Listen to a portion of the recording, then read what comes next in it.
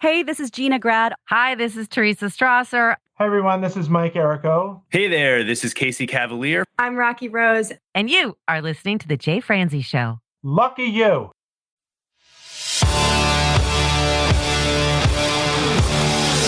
Welcome to The Jay Franze Show, a behind-the-curtain look at the entertainment industry with insights you can't pay for and stories you've never heard.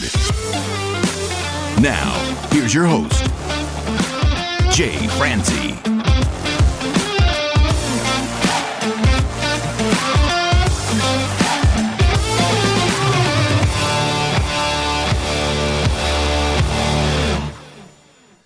Well, hey there, and welcome to the show. I am Jay Franze, and this is your backstage pass to the entertainment industry. This week, we get to talk with a live sound mixer. We get to talk with Bruce Reiter. We'll talk to him about the impact that Dave Natale had on his career, what it's like being on the road with Five Finger Death Punch, and the role that technology plays in his industry today. Now, Bruce, he's an amazing mixer, and he's out with an amazing band, and I can't wait to talk to him about that tonight. So if you would like to join in, comment, or fire off any questions, please head over to jayfranze.com. Now, let's get started. Bruce, sir, how are you? I'm doing well. How are you doing, Jay? I am doing fantastic, sir. I am so happy to have you here today. I am looking forward to this. Good to be here. All right, sir. Well, let's go ahead and get started. I know you're from Illinois, and I'd like to know what kind of impact that Dave Natale had on your career. Dave Natale? Yes, sir. Quite a lot. He was one of my first sort of big-time people that I saw and met.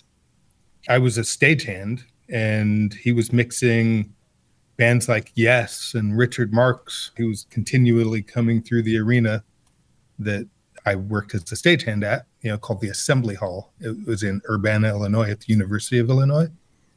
And I would fortunately be assigned to the audio crew, and I would watch him mix, and I just noticed how he was very responsive to the band's needs. And at the Yes show, for example, the singer was not pleased with the amount of bottom end rumbling the stage, and he stopped the show and said, "Engineer," didn't even call him by his name, just engineer, and said, "Turn the bass down." And he just immediately reached over, and I was standing there watching him and listening to him work, and he immediately just calmly turned over and turned the bass down and carried on with the show.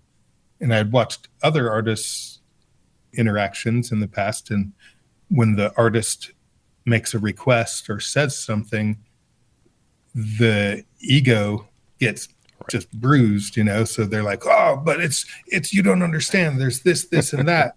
I guess the biggest thing he taught me right away was just do what the artist asks. Right. It's their show. And we're there to help them connect with their audience.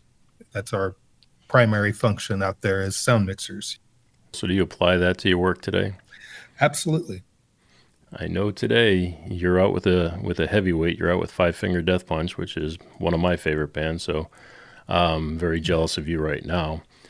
They've been a wonderful band to work with. I started with Five Finger Death Punch in 2010. 2010. It's been a long time. So what's that time been like? Just a steady ride up. My first tours with them, they were selling out 1,000, 2,000 seat clubs. Second tour, they're selling out theaters. Next tour, they're selling out small arenas, half house though. They have the curtains of shame all over the venue, and next tour, they take the curtains away, and it just keeps getting bigger.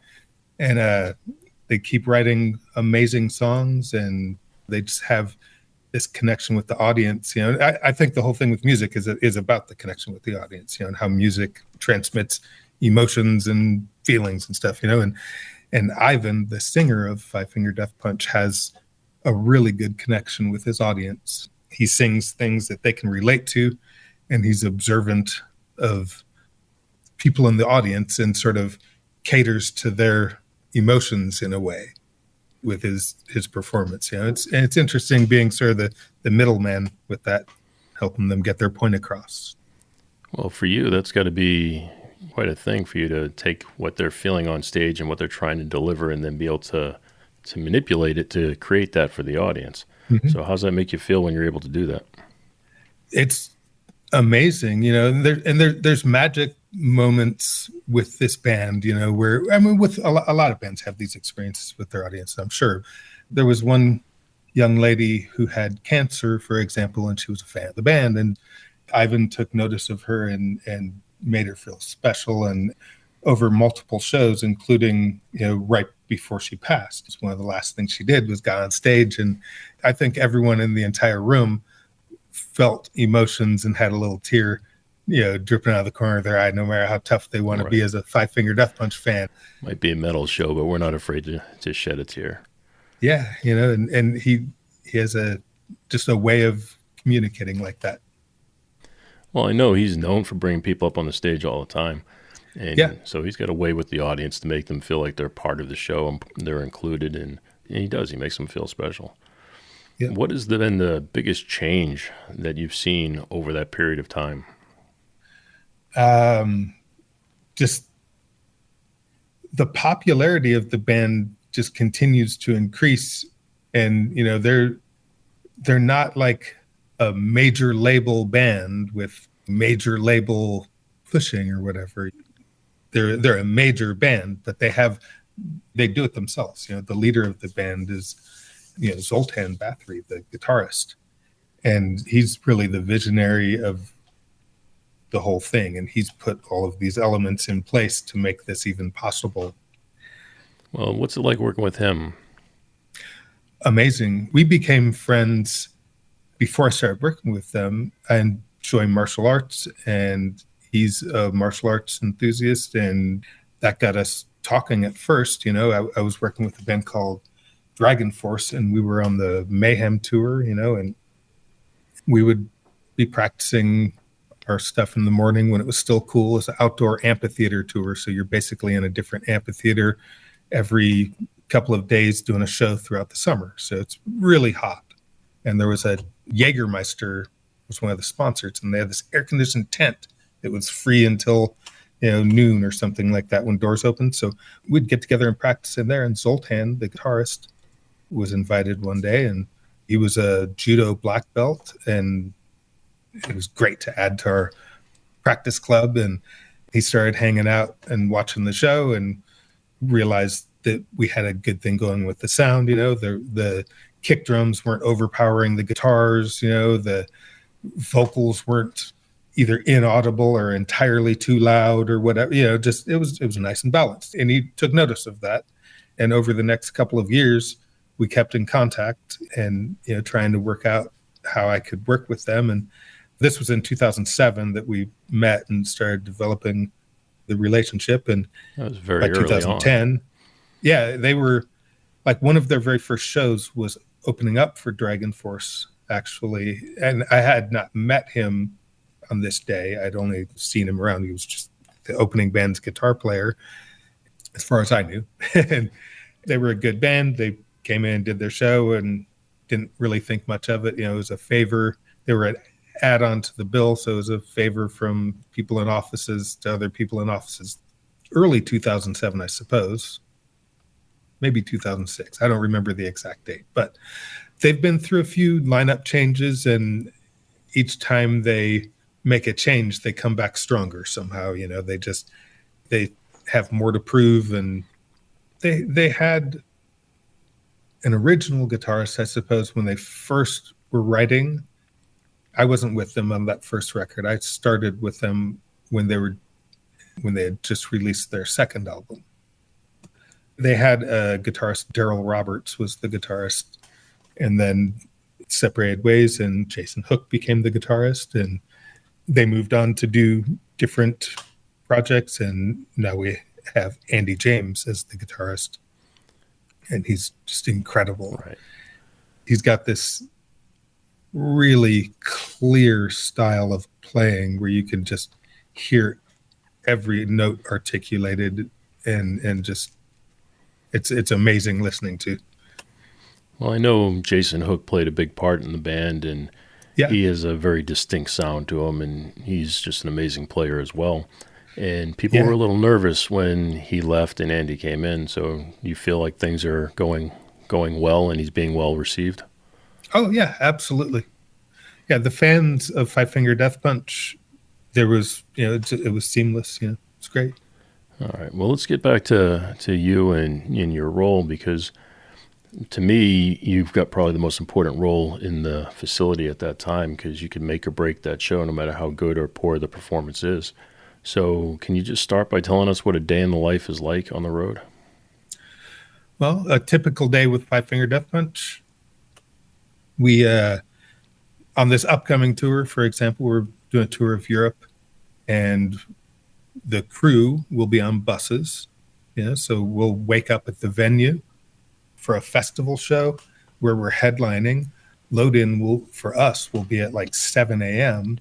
so we can be done sound checking and everything before like, say, 11 a.m. or noon or something, so that the other bands can play. Yeah, so it's wonderful being the headliner, because you get to actually sound check and listen to the PA and EQ things and walk around, but it happens really early in the morning.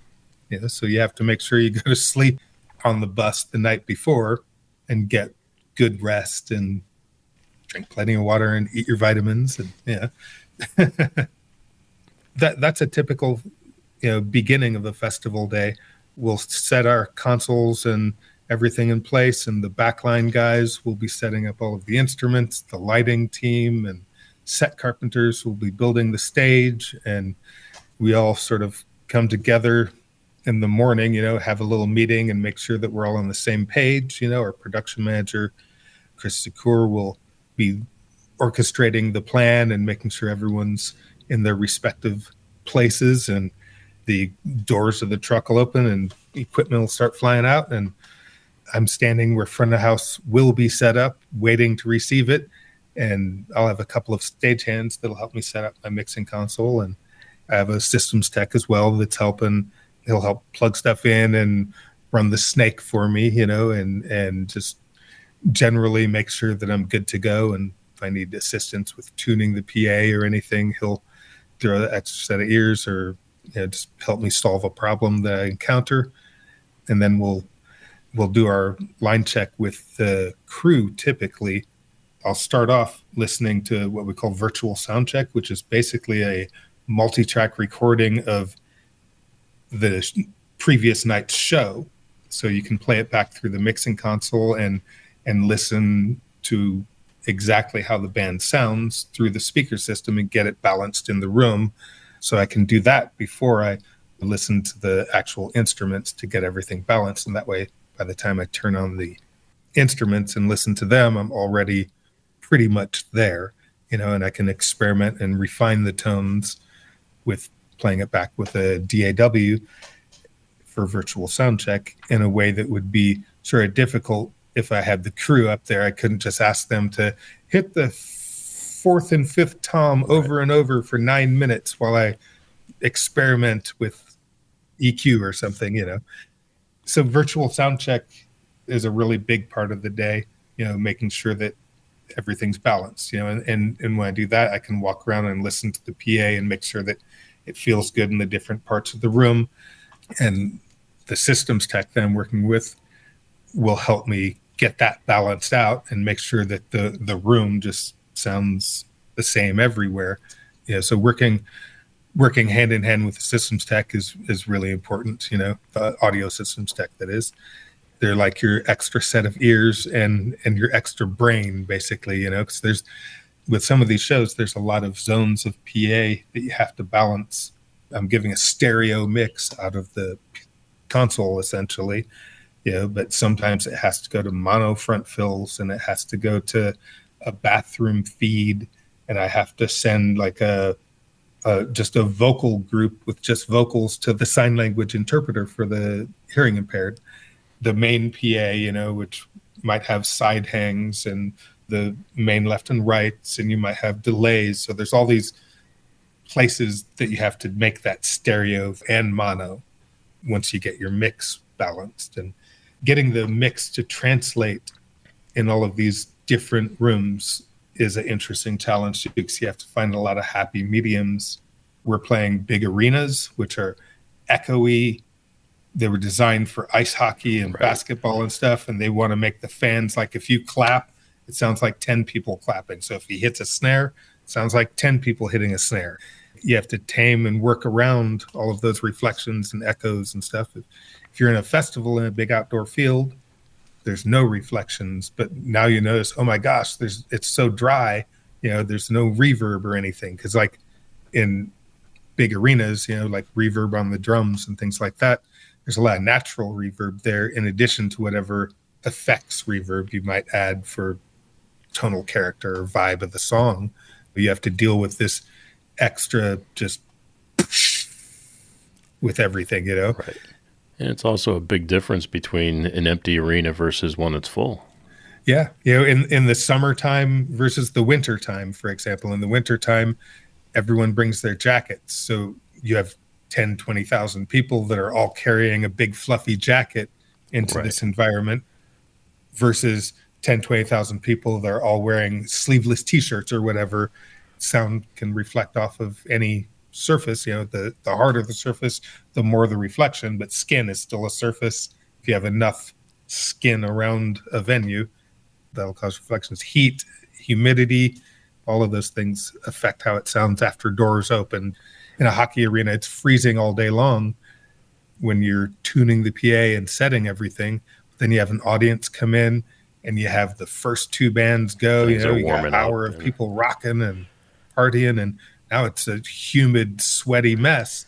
So the high frequencies travel differently. And that's one of the things where, as the mixer, I don't really deal with that as much other than notice if there's no high end, but the systems tech, that's where they come into play, or one of the places they come into play during the show is making sure that they compensate for any humidity changes and temperature changes, in the processor of the speaker system, which all the modern brands of PA basically have those capabilities. Well, that's a good point. You've mentioned a few things in there I want to touch on. One, you've mentioned the stagehands and the system tech. Are those people that are on your staff, or they come in with each individual venue? The stagehands are provided locally. So there's a team, like in our case, I think we use, like when we just have the festival production, I think we use 32 stagehands or something like that. We have 4 trucks. When we play a tour and we're carrying full PA and full lights, we have more stagehands than that. But those are provided locally, and our production manager and stage manager as a team determine how many we need for the event to pull off what we have to pull off, and they'll plan that with the local promoter. So we get there, and for my purposes as the sound mixer, there'll be 4 guys that the stage manager sends to front of house. Those are my audio guys, so they'll help us pull the snake and tip the consoles and stuff like that. And there are 4 other guys that are local audio team guys that are sent to the stage to help the monitor engineer set up his world. Each of our teams have a team of locals to help them. And the systems technician, like the audio systems technician, travels with us. In our case, we have 3 audio techs with us: a monitor systems tech, an audio systems tech, and then just a general sound system technician. They're an essential part of our team, or piece of the puzzle, and like my front of house systems tech, he'll get with the local systems technician if we're playing a festival, for example, who will be responsible for the overall festival, because every band that's there is playing through the same speaker system, but we all bring our own, I think it's called a control system now when you bring your own consoles and such. So we'll bring our own control, and the systems technician for the festival's PA system, they will hopefully have the PA tuned nicely and deployed nicely, and everything will be functioning. But our job is to sort of double check and make sure that they've actually paid attention, or that no surprise problems happen. Sometimes it's a 3-day festival and we're headlighting we're the last act of the last day. Band number 3 on day 2 could have just clipped the shit out of everything, and damaged some equipment or something, and now I'm suffering for it. So I want to know about that when we're setting up and testing the PA, so that I can make it as good as it can be, at least. Work around. Sometimes you have to work with reality. It just sucks, but you can make it better than it was, at least. And that, I think that's on a random thought of just sound engineering is, sometimes it can't be whatever this ideal in your head is, but you have to accept what the reality is of the situation. Like we played in Montreal on this last run in a stadium. It was built for the 1980 Olympics. Oh, yeah. And has nothing to do with music production or entertainment production. The design of this building, and it has the longest echo I've ever heard in any stadium that I've ever mixed in.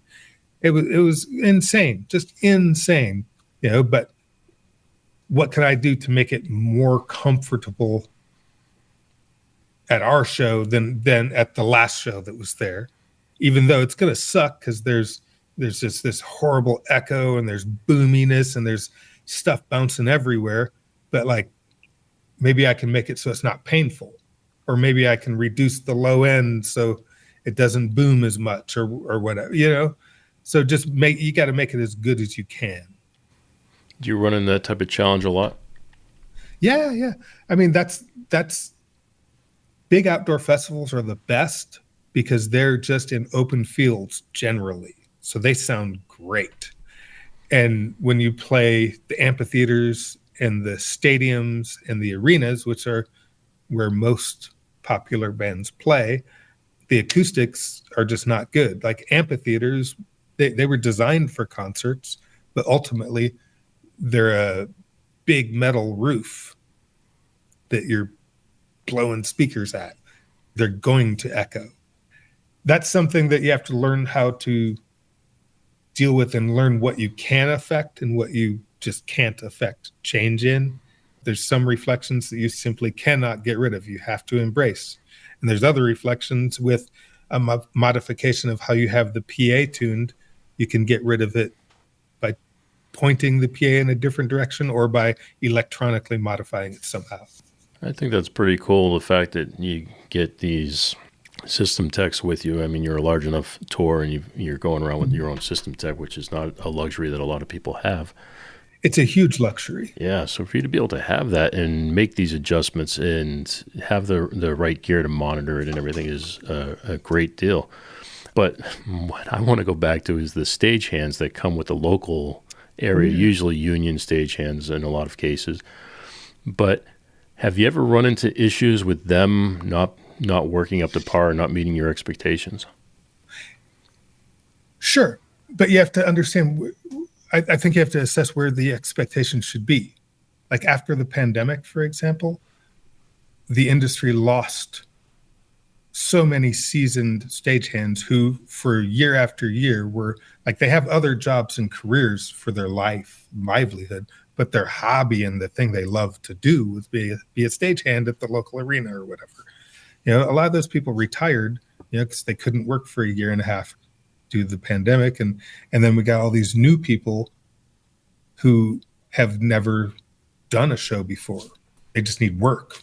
So the way I look at it is it's our job as touring people to train those people to be the best they can be.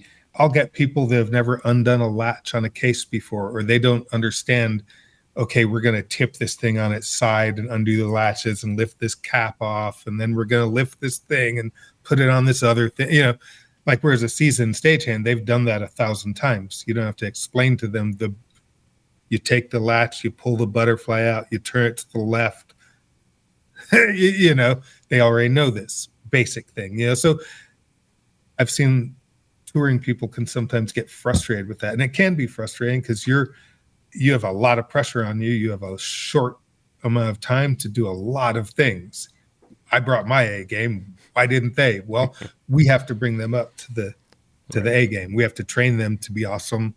And, you can't speak to any of them like they're lower than you in any way, no matter how little understanding they have of whatever the task at hand is, you have to be kind, and a lot of times when you kindly, like when I can see this group of stagehands has no idea what's going on, I'll be like, hey guys, come here for a second. And we'll just do a little, lesson on a couple of things.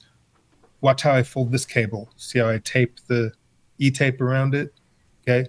So make it all that, you just give them a little instruction with a smile, and they're like, oh, okay, let me try that.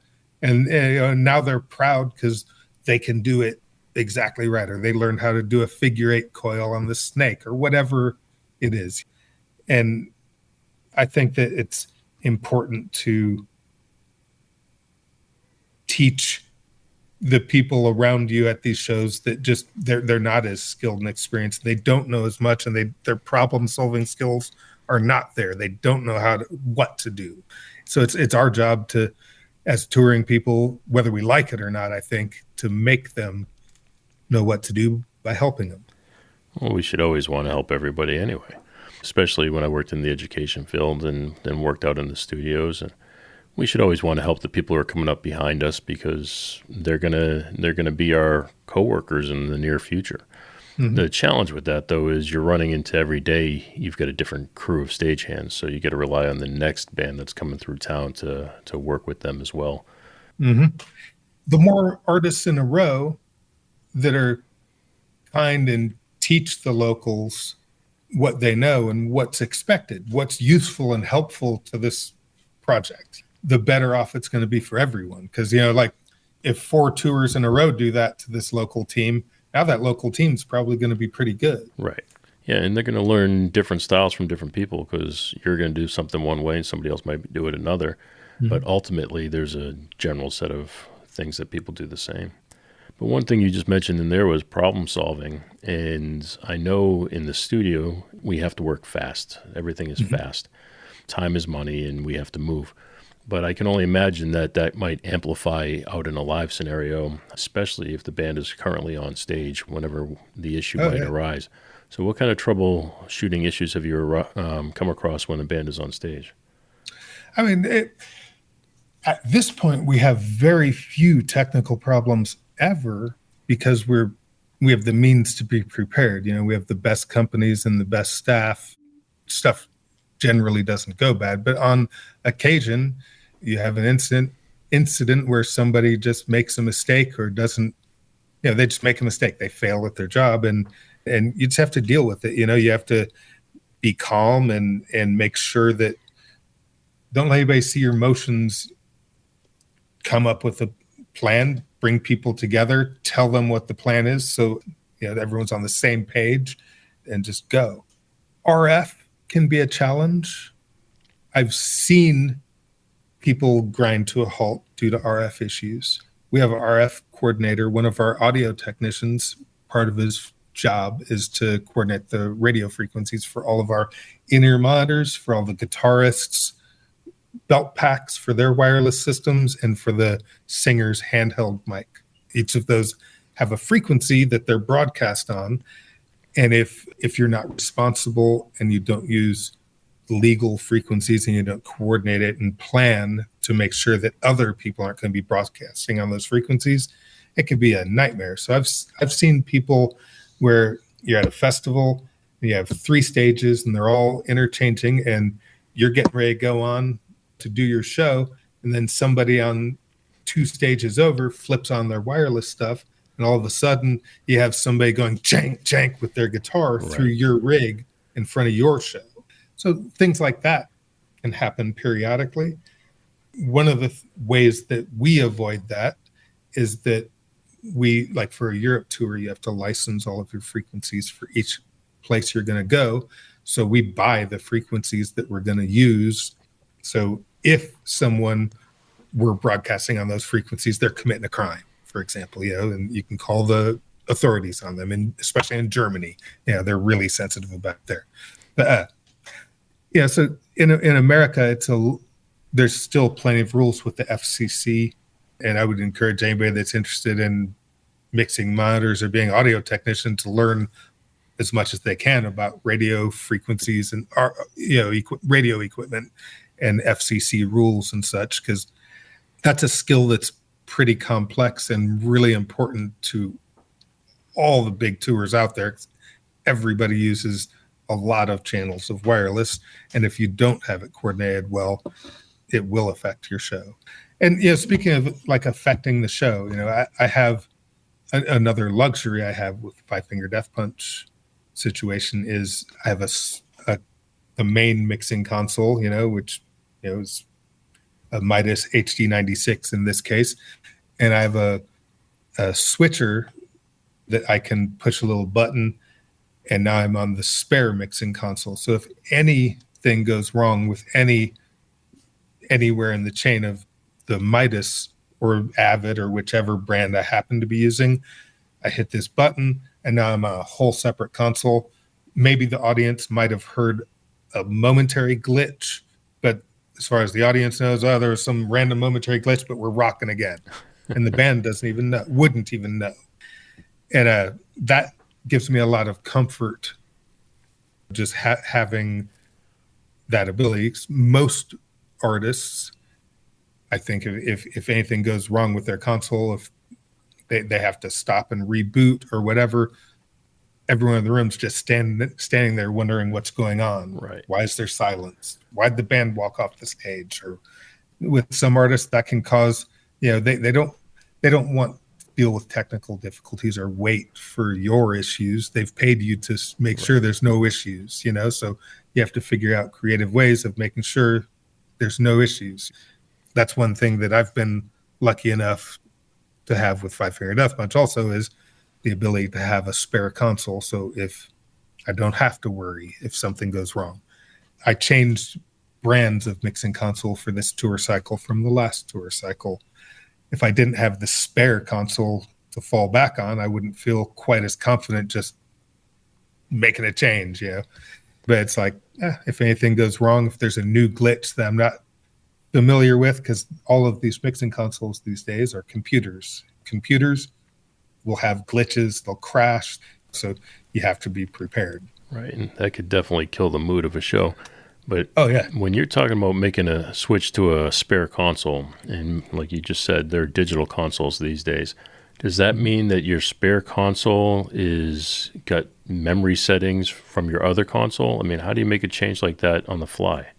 In this case, it's a different brand, so it's a whole separate mix. So I could do a mix on one, or I could do a mix on the other. So I have to do a little line check, sound check on the B console, I call it. Yeah, I have to do a little bit of just to make sure it still sounds good every day, and make sure that everything's right in it. So you're getting rough levels and settings during the sound check. I mean, I make a mix that's because every console is going to have its own sort of characteristic, and you're going to do things a little bit different anyways. So I do what's good on that console to make it sound as good as possible, and do what's good on the main console to make it sound as good as possible. And if I have them both going, for example, I mute the guitars on one and mute the guitars on the other, I can go back and forth between them and see if they have the same character and feel and level and just clarity and whatever. So that's the thing, is I want the feel to be the same, even though the sound will be slightly different because it's different equipment, different consoles, different processing and whatever. Not enough that the audience is going to be able to tell. Yeah. Maybe another sound engineer that's listening out there might hear it. Oh, this is a different plug-in or something, but nobody cares. Even they don't know. How instantaneous is that switch? Instantaneous. As a matter of fact, I keep them both on during the show. So the spare console, I just have to turn up the master bus. So I keep the master bus down. I just reach over and it's like literally right next to me, so I just reach it and push the button. Yeah. That's pretty cool. Yeah. I like that. So how would you describe your mixing style? I try to capture what the band is doing and make it awesome for the audience, make an awesome experience for the audience where they hear the song that they listen to in the car on the way to work or whatever, they crank or whatever, whatever the circumstance that they know the song from, I want that to just make them rock out. In this case, working with a heavy metal band, that's what I want it to be comfortable. I want it to be like loud and clear, but never painful. Making sure that the band's music as much as possible is important. Like I've been with this band for 14 years now. I still listen to their records. Like I'm home from tour right now, and we start up. We fly in a couple weeks. I have a playlist on my iPhone, and I'm constantly going through the set. I have a mixing console. I have a Midas HD 96 mixing console here at home, so I can do virtual sound check through the studio speakers, and so I'll sit down and I'll mix the show as if I'm mixing the show. Every couple of days I'll run through the set several times, and then on the other days I'll experiment and just try different things. So I think it's important to try different things and not get stuck in a rut. Try different consoles or try different methods or settings or whatever. Go outside of your box a little bit. 'Cause there's certain things you're going to come back to a certain extent. Like I call it my template or whatever. A lot of engineers have a way they'll set up the console. So you'll have certain things that are constant. Like the way I group things is almost a constant, but the way I process muscle those memory groups can be different from tour to tour or whatever. Like I'll find a way that works better. But if I keep that basic template, I know where everything's at from muscle memory, like you said, and just have a plan. If you're just starting with a band, get as much information as you can about their equipment. Get lyric sheets for all of their songs, and as you're listening to their songs, write little notes like, how'd that snare drum thing happen there? Oh, there was a guitar solo here, but that sounded like a third guitar, but they only have 2 guitar players. So what's going to happen there? So, you have to learn the arrangements and learn how to compensate for the things that you're never going to reproduce what the album is live, but you want to get some of the main character of the albums as close as you can. Like one of the things that I'll look for is that my high end and my low end are in my mix is sort of similar to the high end and low end in the studio albums that Kane and Kevin Turco made. Their mixes are excellent, and I'll use them as a reference. So when I'm listening, and this is really humbling too, I'll be listening to, some experimenting that I'm doing on the console, and then I'll hit the little button that pops it over to the actual CD and be like, oh, nope, delete, gotta start over from scratch. That's horrible.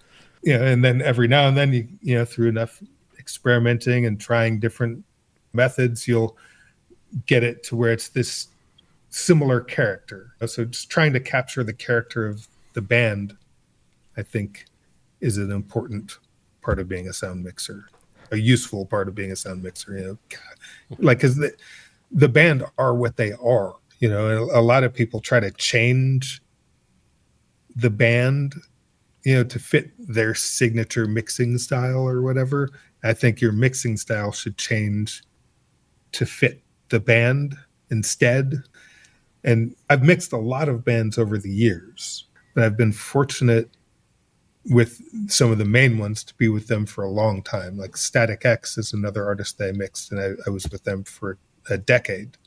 And you really get to know the intricacies of the songs and the little details, and you can see if somebody has a technical problem, say they broke a string or something, I can compensate for that by maybe hiding them a little bit while they're sorting out their problem instead of accenting them at that moment or whatever.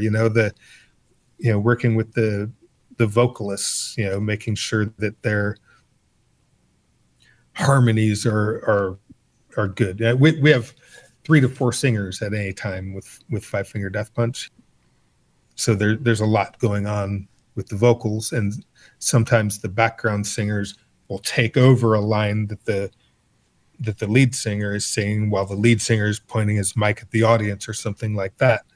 So just making sure all the balances are there and the communications there with the artist, so you know what they're going to do, so it's not a surprise to you. You're not chasing it.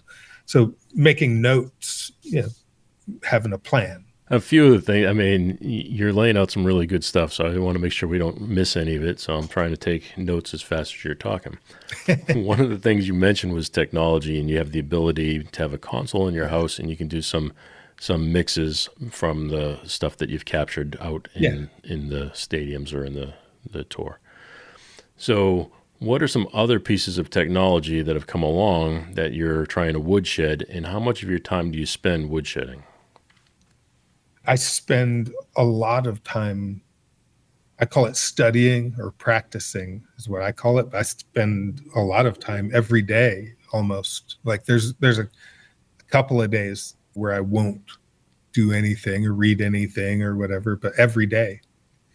It can be things as mundane as figuring out how the harmonics on different processors affect the tonalities and blend of your mix, or learning how to use smart software in different ways for different purposes, and that's one of the essential technologies for me actually as a sound mixer is smart, which is it's a RTA, basically a system, a frequency measurement and a time measurement software. Real-time analyzer. So I can take a signal from the console, and I can take a signal that's measured from a mic out of a speaker, and I can compare those two things. So we have like say I'm running pink noise, I have the console, I can see that the line is perfectly flat. And then I run pink noise out of the console to smart. I mean, I can see that it's perfectly flat. And then I'll run it through the PA, and I'll see that the lines are all jaggly and, right, peaks and valleys, right? So I can balance it out. That's the software that the majority of systems technicians will use to optimize their speaker system. Some people use, different things, and some people just use their ears. But I think that smart is a wonderful sort of balance to check what your ears and your brain are thinking, because sometimes your ears and your brain fill things in that aren't there based on what your eyes see. In a way, there's psychoacoustic things that you can get fooled by, and smart sometimes helps you go, nope, that's empirical, that's right there. But at the same time, it can lead you down a rabbit hole of chasing your tail and just making your problems worse if you rely on it too much without balancing what your ear tells you. Absolutely. That's the same system we use in the studio to tune the rooms that we mix in. Mm-hmm. One of the other things you mentioned was referencing the CD. And I know you've had the opportunity to record some tracks for live CDs. Mm-hmm. So can you tell me what the difference might be for you, or how you would approach recording a live show and what you do differently? We record every show, and we've released one live album. Kane Turco mixed it and I recorded it. I think it's basically the same. You have to make sure that you capture, like your drums, for example, in our case, there's a lot of live mics. Our guitars and such and bass are all direct signals, so there's no bleed through to worry about, right? The guitar only has guitar in it, but the snare drum, for example, in our case, has the lead singer's vocal in it, because there's a monitor aiming right at with the lead singer singing, and so I have to reduce it as much as I can without negatively affecting the sound of the drum. The band all wear in-ear monitors except for the singer. The singer, the way he performs, he needs to interact with the room. He needs to, when an audience member screams something to him, he needs to directly be able to communicate with them. Those little cues are what guide his show and his performance in a way, so just in-ear monitors would not work for him. For the rest of the band, they use in-ear monitors and no wedges. Like the drummer has no speakers around him. It's the singer's speakers that are near the drum kit with the singer's vocal going through them. We're supporting Metallica on their world tour, which is an amazing experience. And the stage is this huge donut that goes all the way across a football field. Like it's massive. And normally we have 14 monitor wedges for our stage, and that's overkill, covers everything. It's louder than you could want it to be everywhere, you know? And in this case, we have 32 wedges around the stage because the stage is so big. Needless to say, in a big echoey stadium, having that many wedges creates more echo and ambience because you can hear it no matter where you are in the room, you know? But yeah, we have a lot of speakers on stage. What do you feel makes a good solid mix in a stadium? You can hear everything. Nothing is painful. The vocals are above the music, and you can hear every single word that not just the lead singer says, but the background singers. When they're talking in between songs, that might even be when the vocal mix is the most important.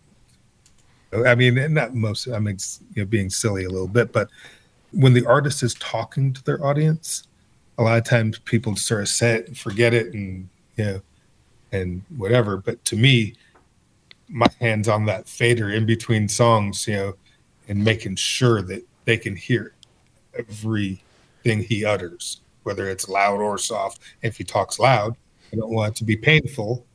So I make sure that I tuck him a little bit. And if he's talking soft and intimate, I want to make sure that that's like right in, you know, especially if he's telling some inspirational story to somebody out in the audience that's suffering some emotional experience, you know, and you know, you want it to really be dramatic for them, you know. Well, how do you get that clarity though? Making sure that the PA is well tuned. Running pink noise, for example, if you take a measurement, you want no peaks and valleys in it. You know, you want a linear response from the highest frequency the PA will produce to the lowest frequency. And then somewhere in the low end, you'll have what some people might call a tilt, you know, so maybe in the low end, starting around 200 hertz, it starts to tilt up. And by the time you get to like, you know, 40 hertz, it's at like +6 or +9 or something, just to give you impact and excitement. That's just making sure that there's clarity and coverage, and no pain is one thing that I always come back to. Like there should be no pain. Like you think of a typical hockey arena venue people play at.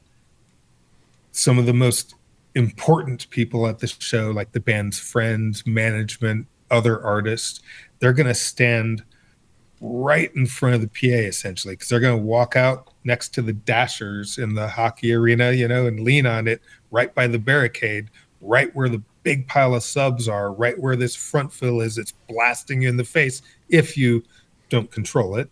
So you have to make sure that all of those zones, and just make sure it's comfortable and no pain are reoccurring themes, I think, with mixing.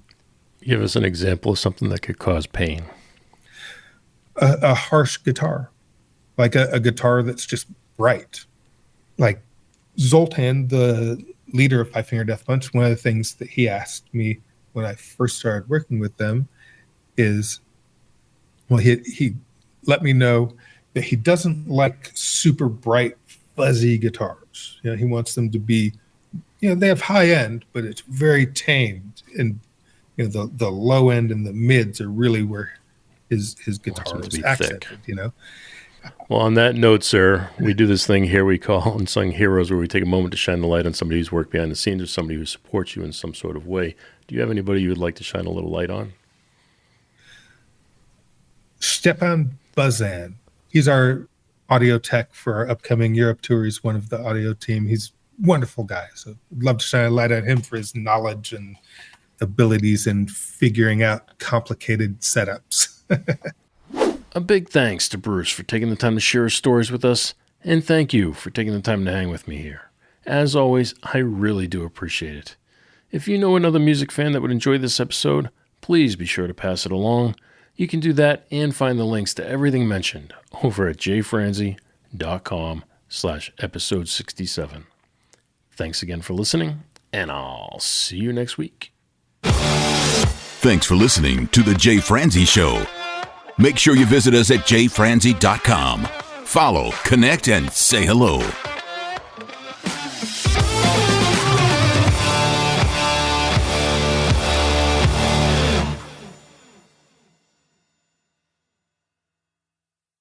This episode has been brought to you by VR Knives, your source for 100% custom knives made by a true rock star. So, if you're in the market for a new piece of art, reach out to VR Knives.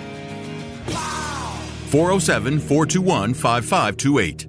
407-421-5528.